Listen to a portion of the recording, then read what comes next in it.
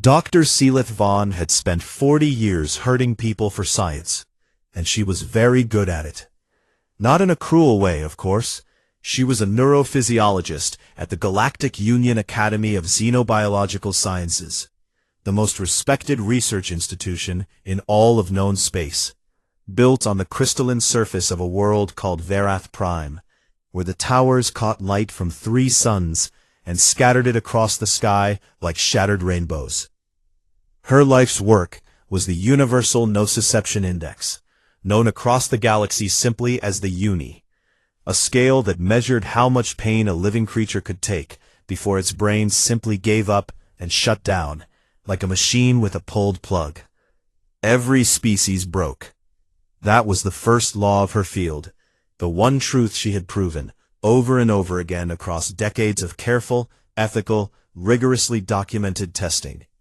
The Milori, those tall and graceful beings with skin like polished silver, broke at Uni 6. Systems would overload, and they would collapse into a deep protective coma that lasted days. The Dravari, massive armored warriors with exoskeletons thick enough to stop projectiles, broke at UNI 8. Their brains would simply switch off like someone had flipped a breaker. The Valesi, the most feared military species in 3-star systems, broke at UNI 9.3. Nobody had ever reached UNI 10. UNI 10 was the theoretical ceiling, the point at which any carbon-based neural network should, by every known law of biology and physics, cease to function entirely. It was the lull at the end of the universe of suffering, and nothing alive could climb over it. Dr. Vaughn had tested over 300 species across her long career, and every single one had confirmed this truth. Pain was the master, and all living things were its servants. Then, Earth was discovered. Humanity was new to the galactic stage, a small, noisy species from a small, noisy planet, in an unremarkable arm of the Milky Way. The Galactic Union had rules about new species joining their ranks, and one of those rules was a full physiological profile conducted by the Academy before membership could even be discussed. That meant Dr. Vaughn's lab. That meant the pain tests. She had reviewed the preliminary data on humans and found nothing remarkable. No natural armor, no venom glands, no regenerative abilities worth noting, no redundant organ systems, thin skin, brittle bones relative to most spacefaring species, and a puzzlingly short lifespan. Her assistant Rothi, a small amphibian creature with enormous wet eyes and a nervous disposition that made him flinch at loud noises, had pulled up the file and summarized it for her. "They are soft," Rothi had said, his voice a high-pitched warble. "They are small compared to most council species, and they appear to rely heavily on external tools and technology to compensate for biological shortcomings." Dr. Vaughn had nodded, her translucent skin shifting to a calm blue, the Cathari color of mild professional interest. "Estimate their UNI threshold," she had told him. Rothi had run the numbers based on neural density, nerve fiber diameter, and brain mass ratios. "Somewhere between UNI 3 and UNI 4, he had said. "Comparable to the Ilwani, perhaps slightly below." The Ilwani were a species known primarily for poetry and an inability to tolerate even moderate discomfort. Dr. Vaughn had scheduled the standard battery of tests and thought nothing more of it. The human volunteer arrived on a shuttle 3 days later. His name was Corporal Eli Vasquez, a 28-year-old combat medic from a city called Sao Paulo on the South American continent of Earth. He was not what Dr. Vaughn had expected, though to be fair, she had not expected much. He was average height for his species, which made him short by galactic standards, with brown skin and dark hair, cut close to his skull, and an easy grin that seemed to be permanently fixed to his face, like it had been installed at the factory.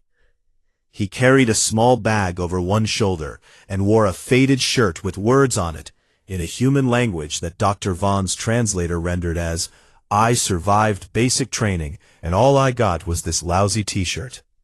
He shook her hand, a human greeting that she found unexpectedly warm, and said, "Hey Doc, nice place you got here. Real shiny." Commander Gresh was also present for the evaluation, a massive Dravari military observer with plates of natural armor covering his body like a living tank, sent by the Union Security Council to assess whether humans posed any strategic concern. He looked at Eli the way a boulder might look at a leaf. "This is the specimen," Gresh rumbled, his voice like gravel sliding down a metal chute. "Volunteer," Dr. Vaughn corrected gently. "We call them volunteers." "I answer to Eli, too." "Human," said cheerfully. They led him to the testing chamber, a pristine white room filled with monitoring equipment, neural scanners, and an array of carefully calibrated pain delivery systems that could produce thermal, electrical, pressure, and chemical stimuli at exact UNI values.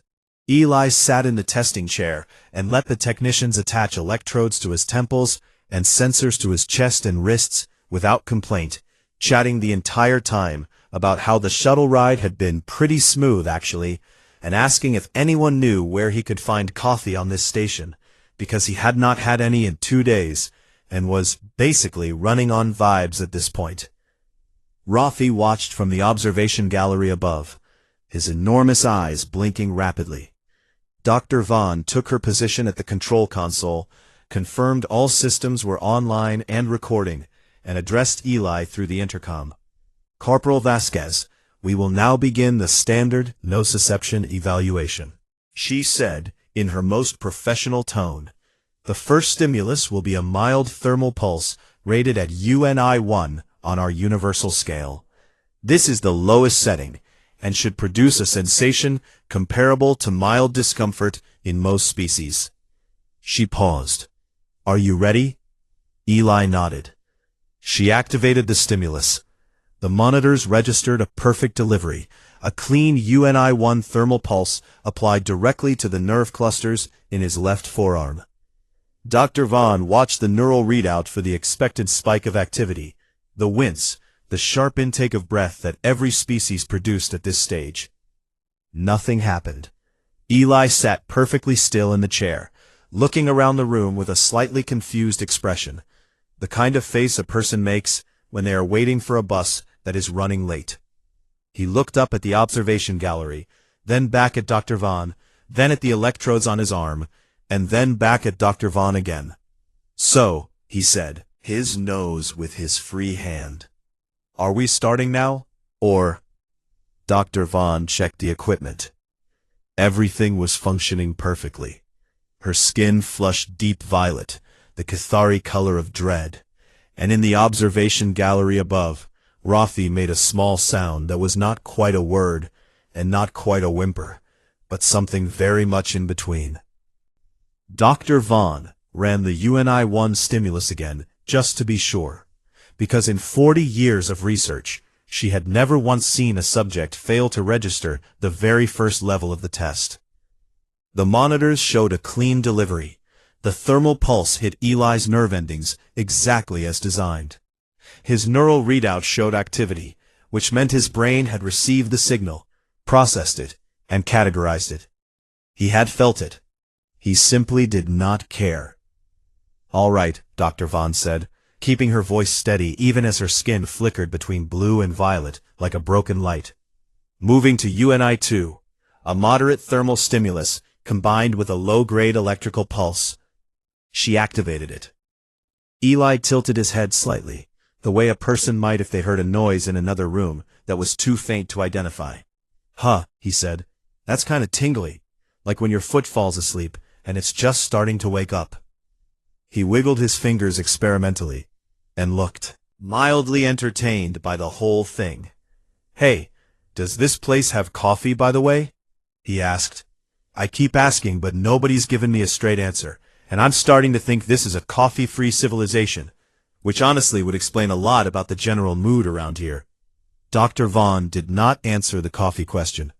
She moved to UNI-3, the level she and Rothi had predicted would be the humans' approximate breaking point. The stimulus was a combined thermal-electrical pressure application designed to trigger a strong pain response in any species with a standard carbon-based nervous system. Eli's jaw tightened slightly, and he shifted in his seat. "Okay, now I can feel something," he said. "That's like, you know when you bump your shin on a table in the dark? It's about that level." In the observation gallery, Rothy was taking notes with trembling hands, his stylus leaving shaky lines across his datapad.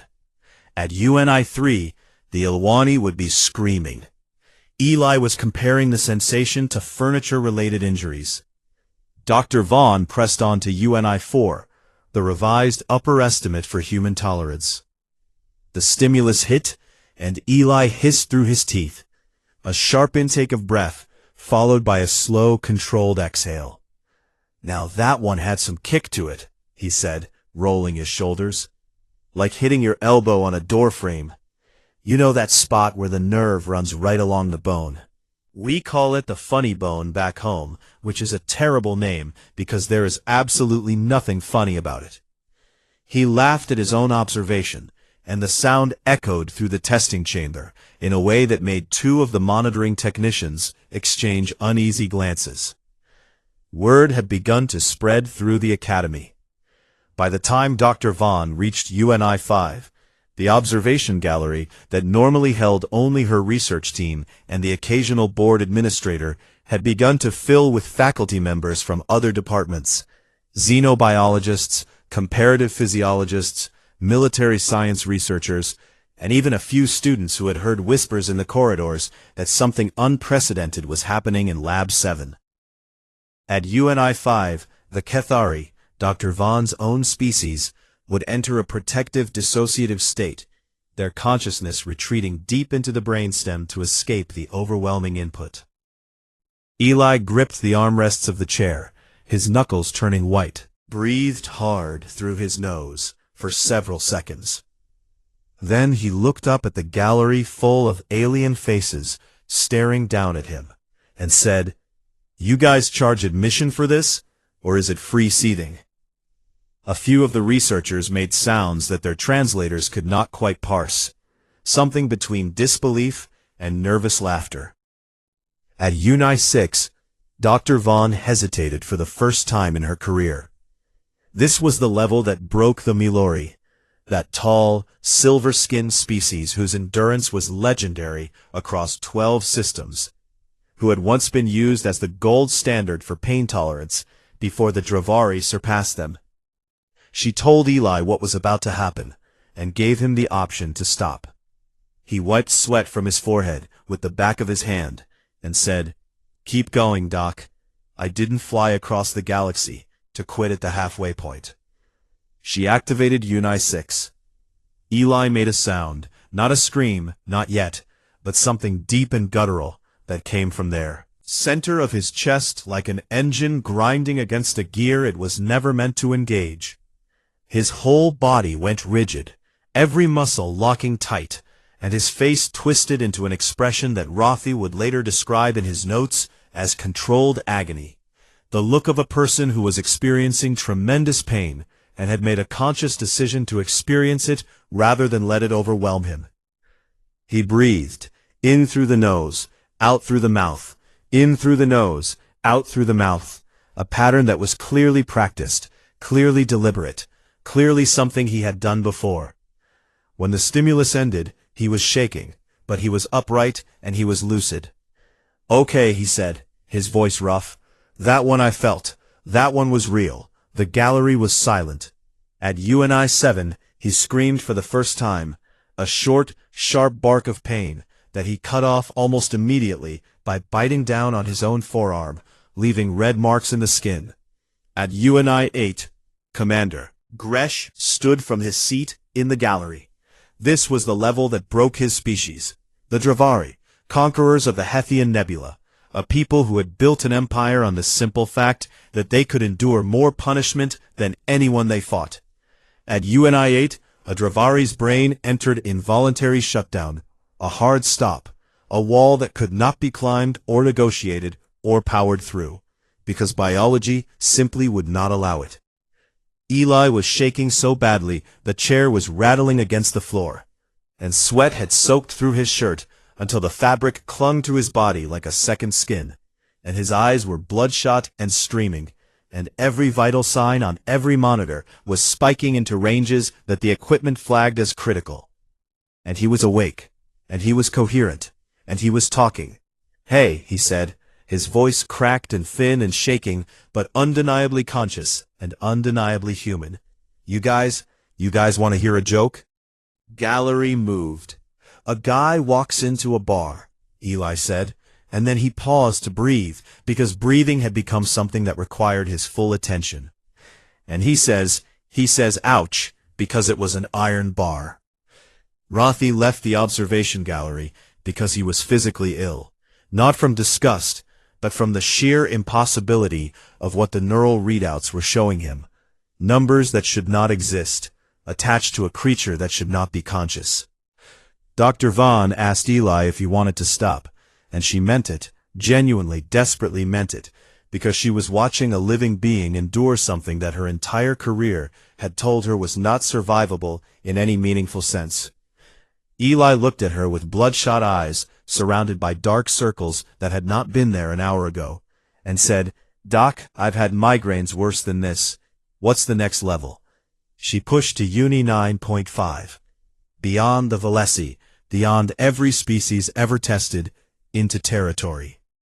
That, the Universal Nociception Index, had never been designed to measure, because no one had ever believed it would need to. Eli screamed. Not the controlled bark of before, but a real scream, raw and ragged and torn from somewhere deeper than his throat, somewhere in the very center of what it meant to be a living thing in pain. His body convulsed against the restraints, and every monitor in the room turned red simultaneously, and alarms began to sound, and 3 technicians moved toward the emergency shutoff. And then he stopped screaming. He panted, huge, heaving breaths that shook his whole body like a ship in a storm. He steadied himself. He looked directly into the observation camera, with tears streaming freely down his face, and he raised one trembling hand, and he gave a thumbs up. The room was so quiet that Dr. Vaughn could hear the hum of the air recyclers 3 floors away. She stared at her screens, at data that defied everything she had ever known, ever published, ever believed. And she whispered to Rothy, who had crept back into the gallery on unsteady legs, with his enormous eyes wider than she had ever seen them. "The scale doesn't go high enough." Dr. Vaughn had not slept in 2 days, and her skin had been stuck in a shifting pattern of violet and gray, dread and confusion, for so long that Rothy had quietly asked if she needed medical attention. She did not need medical attention. She needed answers. The human delegation, when contacted, was surprisingly cooperative about granting access to Earth's cultural and medical archives. They handed over the data with the casual openness of a species that either had nothing to hide or did not realize how terrifying the contents were. Dr. Vaughn suspected it was the second one. She started with the medical records because she was a scientist, and science was where she felt safe. And what she found there made her feel very unsafe very quickly. Humans had not developed anesthesia, the ability to suppress pain during medical procedures, until roughly 200 years before first contact. 200 years. That meant for the vast majority of humanity's history, their medical history, surgery was performed on patients who were fully conscious and fully capable of feeling every cut and stitch and saw. She read about field amputations performed on battlefields with nothing but a leather strap between the patient's teeth and strong hands holding them down. She read about a human surgeon named Robert Liston, who was famous for performing amputations in under 3 minutes, not because speed was preferred for medical reasons, but because the patient was awake and screaming, and the faster you cut, the less they suffered. The patients who survived these procedures, and many of them did survive, went back to their lives afterward, went back to work, went back to fighting in wars, went back to raising families and building houses and doing all the ordinary things that living creatures do. carrying the memory of that pain inside them like a stone in a pocket. Dr. Vaughn had to stop reading and stand by the window for a long time. After that section, she moved on to human history, and it was worse. Humans had fought wars that lasted not days or months, but decades. Entire generations born and raised and killed within the span of a single conflict that ground on and on like a machine that no one knew how to stop.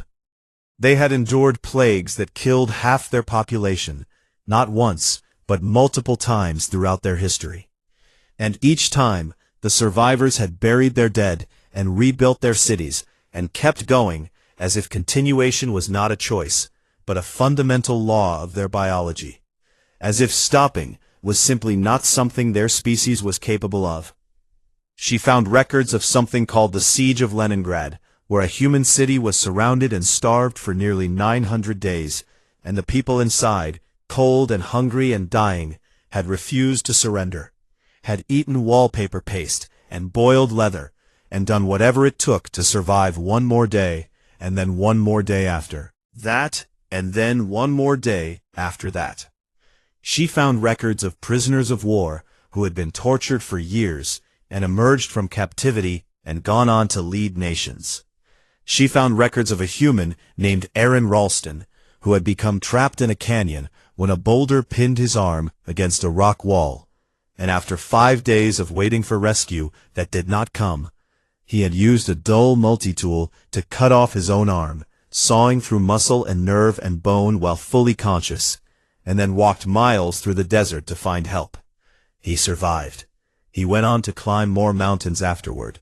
Dr. Vaughn's hands were shaking when she closed that file, and she noticed that her skin had shifted to a color she did not have a name for. Something beyond violet, something deeper and darker that she had never displayed before in her entire life. But the medical and military records, as horrifying as they were, did not disturb her as much as what she found when she looked at what humans did for recreation. They ran races called ultramarathons, distances so vast that their bodies began to break down during the event itself, their toenails falling off, their muscles tearing, their minds producing hallucinations from sheer exhaustion, and they did this voluntarily, for enjoyment, and they paid entry fees for the privilege. They climbed mountains where the air was so thin their brains could not function properly, and their fingers turned black from cold, and they called this a hobby. They had invented a food called the Carolina Reaper pepper that was specifically engineered to cause the maximum amount of pain to the human mouth, and they ate it on camera for entertainment, weeping and gasping and sometimes vomiting, and other humans watched these videos for fun. They had a phrase, "no pain, no gain," that they used so commonly it appeared on clothing and motivational posters and the walls of their exercise facilities. Multiple words, in multiple languages, for the concept of enjoying pain. And these words were used casually, without shame, as if finding something to appreciate in the experience of suffering was as natural and unremarkable as breathing. Dr. Vaughn met Eli for lunch in the academy cafeteria the next day, because she needed to see him with her own eyes, needed to sit across from this impossible creature and try to understand. He was eating something from a sealed container he had brought from Earth, a food he called leftover curry that smelled strong enough to make Rothy's eyes water from 3 tables away. And he greeted her with that same easy grin, as if he had not, just 2 days ago, endured pain beyond anything her instruments could properly measure. She asked him, as casually as she could manage, about the worst pain he had ever experienced in his life outside the lab. He thought about it for a moment while chewing. "Broke my leg on deployment once," said, in the same tone a person might use to describe a traffic delay. "Compound fracture. Bone came right through the skin, which was not great. And extraction was 6 clicks out, so I set it myself with a branch and some duct tape and walked there." He took another bite of curry. The duct tape was the worst part, honestly. Pulling that stuff off Harry's skin is no joke. Dr. Vaughn stared at him. He offered her some curry, and she declined. Not because she was not hungry, but because she was not sure she could hold a utensil without dropping it. That evening, Commander Gresh found her in her office, standing in front of a wall display covered in data and notes and cross-references that looked less like a research project and more like the scattered evidence board of someone trying to solve an impossible crime. The Dravari officer was enormous. He had to turn sideways to fit through her doorway, and his armored plates clicked softly as he moved, with a care that was surprising for someone his size. He stood beside her and looked at the wall for a long time without speaking. When he finally spoke, his voice was low and serious in a way that Dr. Vaughn had not heard from him before, not the dismissive rumble of a warrior unimpressed by a smaller species, but the quiet, controlled tone of a strategist who had just recognized a threat he was not prepared for. "Selith," he said, and the use of her first name startled her because he had never used it before. "My people conquered the Hethian Nebula, 3 star systems, 47 inhabited worlds, because we could endure more than our enemies, because we could take more punishment and keep fighting after they had broken and surrendered." He paused. "That was our single greatest advantage in every conflict we have ever fought, the knowledge that we would break last." He turned to look at her, and his deep-set eyes beneath those heavy armored brow plates were not angry or aggressive, but something else entirely. Something she had never expected to see in a Dravari commander. They were afraid. "This species doesn't break," he said, and the words hung in the air between them like smoke. "Do you understand what that means for the balance of power, for military strategy, for everything we have built in this union on the assumption that every living thing has a limit?" Dr. Vaughn understood. Her skin had not returned to its normal resting color in 3 days, and standing there in her office, with a wall full of impossible data behind her, and a frightened warrior beside her, she was beginning to wonder if it ever would. The Academy Council convened an emergency session on the 4th day, and the circular chamber that normally hosted calm discussions about research funding and academic appointments was filled with a tension so thick that Rothy said later he could taste it on his skin. Dr. Van stood at the center podium and presented her findings to an audience of 200 senior faculty members, military advisors, and political representatives from across the Galactic Union. She kept her language precise and her data clean, and her voice steady, even though her skin was cycling through colors so rapidly that several Cathari colleagues in the audience looked away out of a sense of second-hand emotional exposure. She showed them the numbers: UNI 9.5, conscious, coherent, and communicating. She showed them the neural readouts that proved Eli had not entered any form of dissociative state or protective shutdown. His brain had processed every single unit of pain, at full intensity, with full awareness. She showed them the cultural data, the wars, the surgeries without anesthesia, the ultra-marathons, the man who had cut off his own arm with a dull blade and walked to safety. The chamber erupted.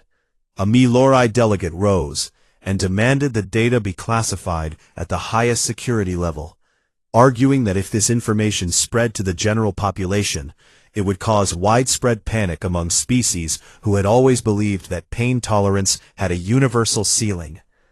A Valesi representative, tall, sharp-featured, with the cold eyes of a species that had built its entire identity around being the toughest beings in the galaxy, stood and proposed that humans be designated a Class Omega threat, a classification that had only ever been applied twice before in Union history, both times to species that had been subsequently quarantined on their homeworlds and denied all access to interstellar travel. Anomaly, the Valesi delegate said, her voice cutting through the noise like a blade.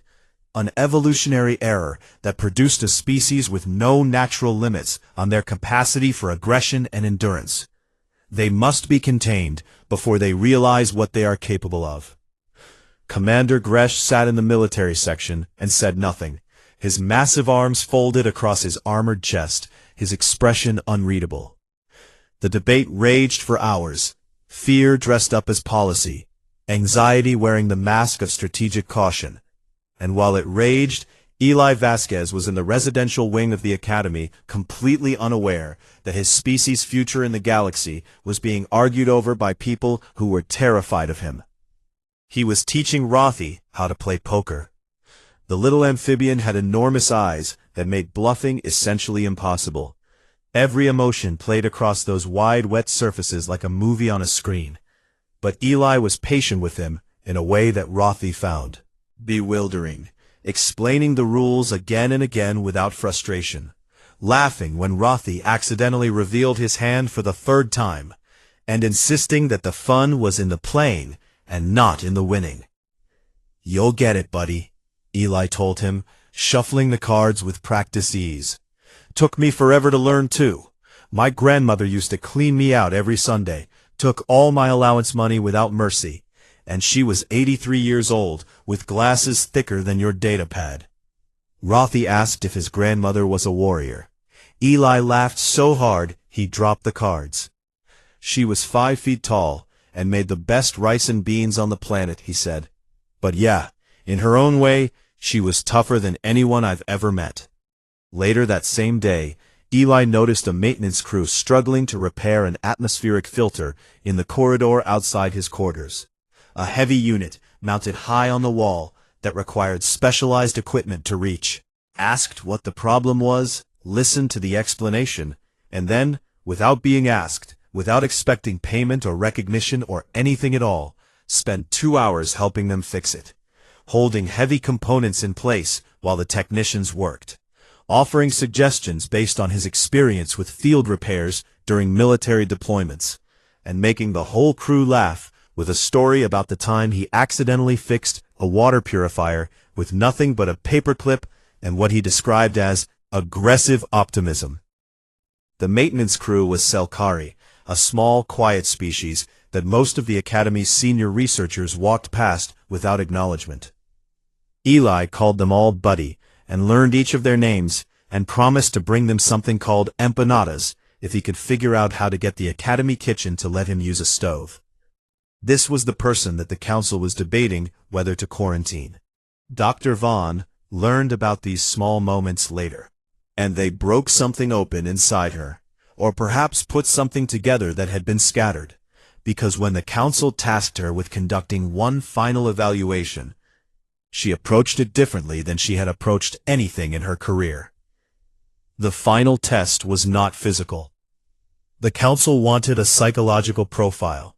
They wanted to know what a species does with an almost limitless capacity for suffering. Does it become cruel? Does it use its own endurance as a weapon to break those who are weaker? Does it become predatory? Does it seek out pain in others because it has mastered pain in itself? Does it become a conqueror? Does it look at a galaxy full of species that break at UNI 6 and UNI 8 and see nothing but targets? Dr. Vaughn sat across from Eli in a small, quiet room with soft lighting and no monitoring equipment visible, though, of course, everything was being recorded.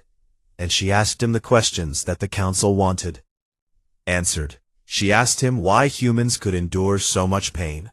He was quiet for a while, which was unusual for him. He was normally quick with a joke or a story or a deflection. And when he spoke, his voice was different, slower, more careful, as if he was reaching for something true and wanted to make sure he got it right. "I don't think we're built different from anyone else," he said. "I think we just got unlucky with our planet. Everything on Earth is trying to kill you, the weather, the animals, the diseases, even the geography. And we didn't have armor or claws or venom, so we had to find another way to survive." He looked at his hands, ordinary hands, soft and scarred and unremarkable.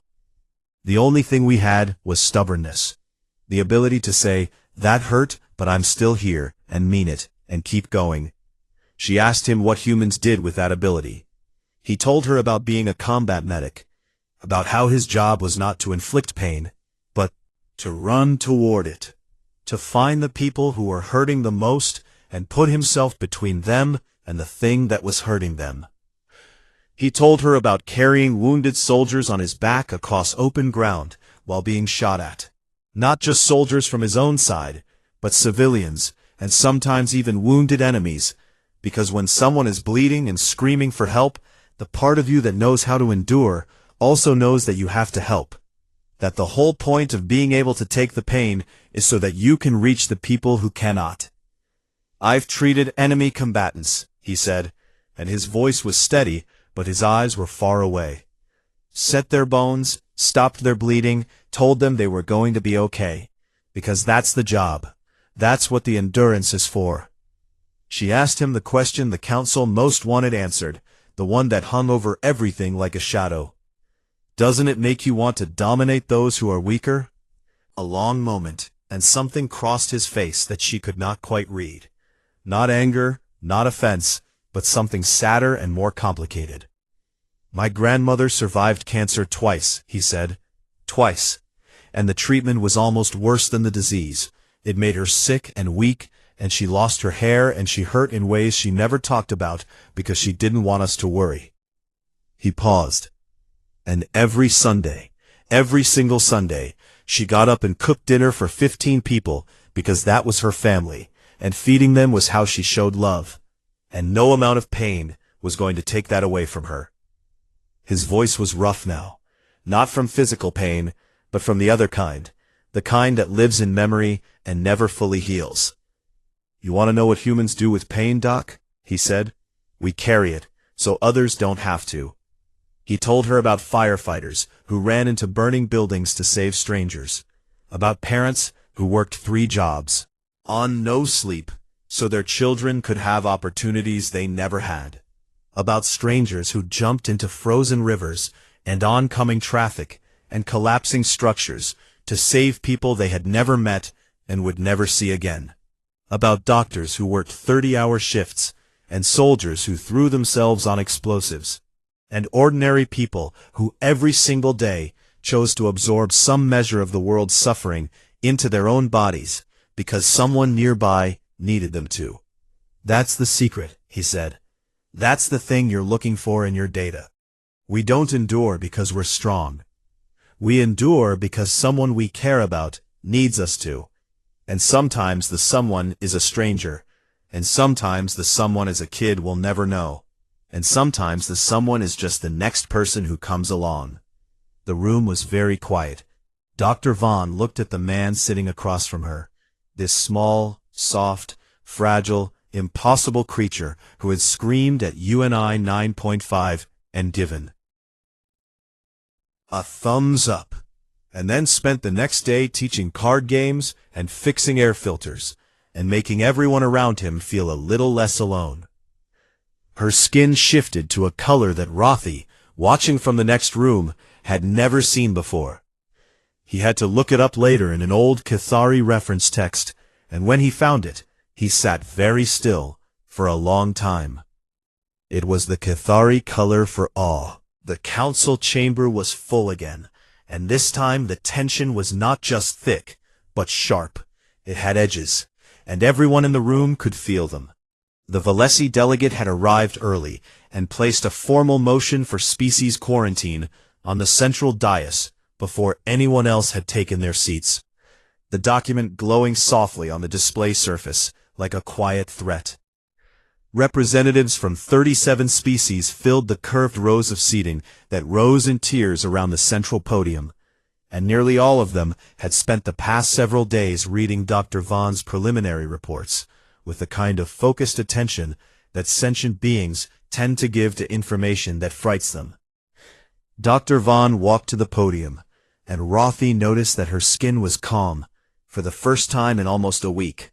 Not the artificial calm of someone suppressing their emotions, but the genuine steady blue of a person who had found something solid to stand on after days of falling. Not begin with data. She did not begin with charts or neural readouts or comparative species analyses. She began with a question.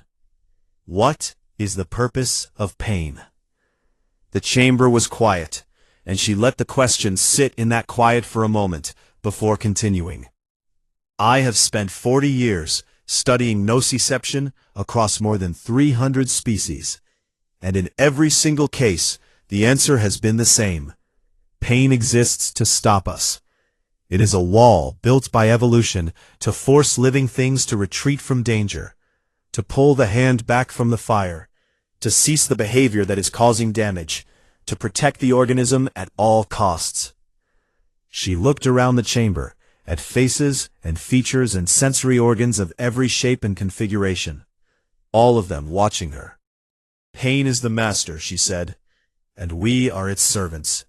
That is the first law of nociception, and until 1 week ago, I believed it was as fundamental and unbreakable as gravity. Paused. I was wrong. She brought up a single image on the chamber's central display. Not a chart, not a graph, but a still frame from the testing footage.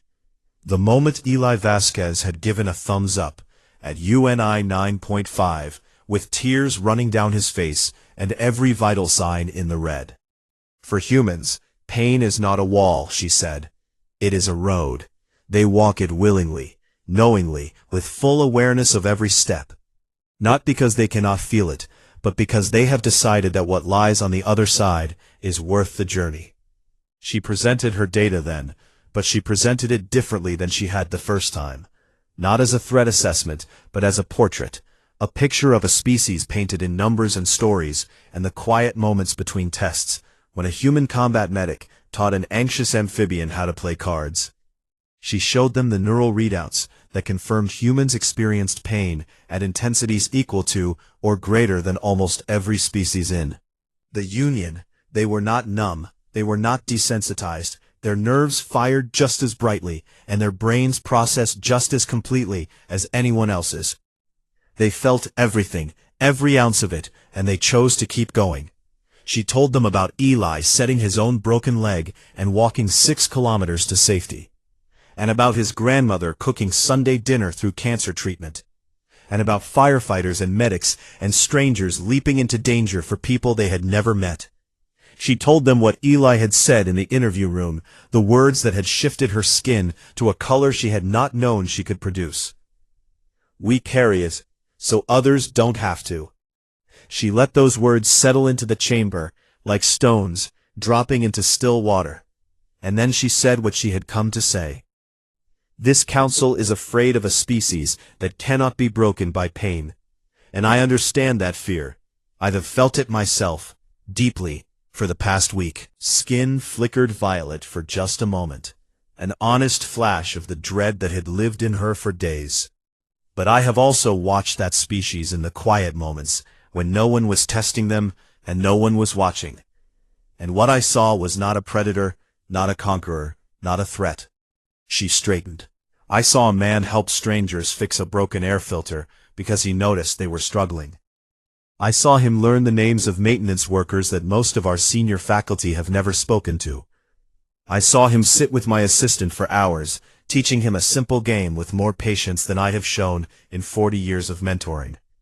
She looked directly at the Valesi delegate. What does a species do with an almost limitless capacity for suffering? That was the question this council asked me to answer, and I have answered it. They use it to help, they use it to protect, they use it to carry burdens that would crush anyone else, so that the people around them do not have to. She took a breath. They are not dangerous because they do not feel pain. They are extraordinary because they feel all of it, every ounce, and they choose to keep going, not for conquest, not for dominance, but for each other. She placed her recommendation on the dais, beside the quarantine motion.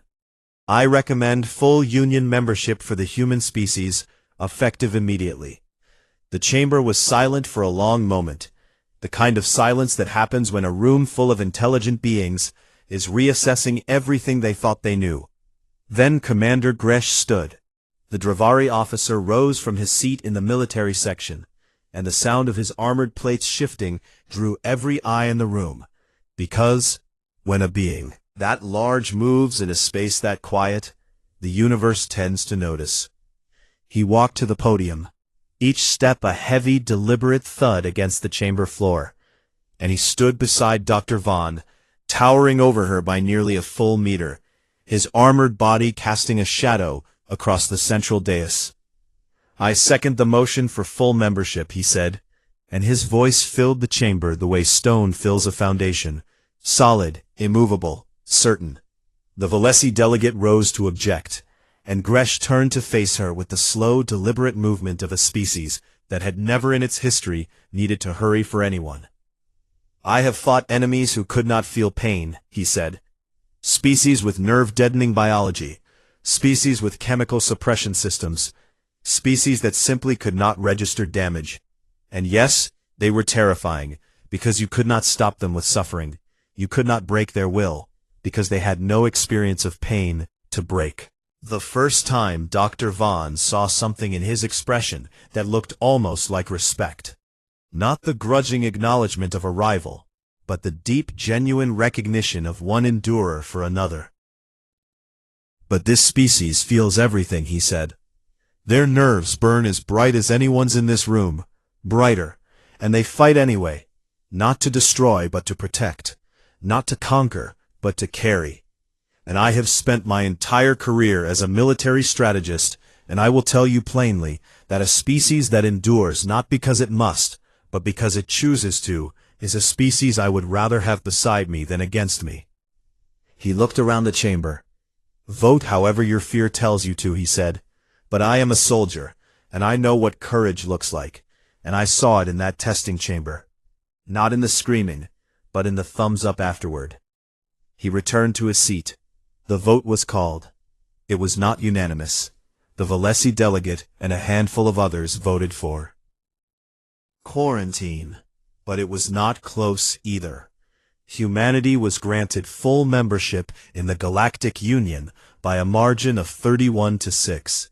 In the weeks that followed, the Academy quietly revised the Universal Nociception Index, the scale that Dr. Vaughn had spent her career building, the scale that had defined the limits of suffering for every known species.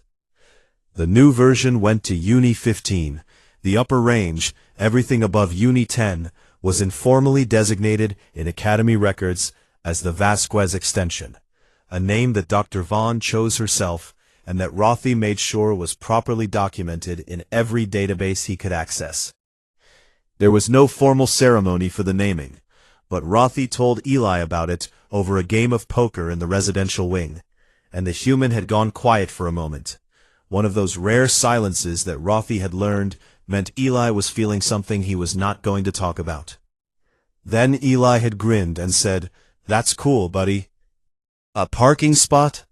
3 months later, Eli Vasquez was back on Earth, back in Sao Paulo, back in the small apartment where he had grown up and where his grandmother had cooked Sunday dinner every week until the very end. He received a formal commendation from the Galactic Union, the first ever issued to a human being, a crystalline plaque inscribed in 14 languages that praised his extraordinary contribution to interspecies understanding and the advancement of xenobiological science. He put it on his refrigerator with a magnet, right next to a photograph of his grandmother, a small woman with thick glasses and a smile that could light a room, standing over a pot of rice and beans big enough to feed an army. His friends asked him about the trip sometimes, about what it was like out there in space, about the aliens and the tests, and the fancy research station on the crystal planet with 3 suns. Eli would shrug the way he always did, rolling motion of the shoulders that made everything in the universe seem manageable. He would say, reaching for another empanada. Wasn't that bad? And somewhere across the galaxy, in a lab on Vereth Prime, Dr. Selith Vaughn would begin each new lecture to incoming students the same way. "Every species breaks," she would say, her skin calm and blue and certain. "That is the first law of nociception, and it is true for every species in this union." Then she would pause, and her skin would shift, just for a moment, to that color that Rothy had found in the old reference texts, the one that meant awe.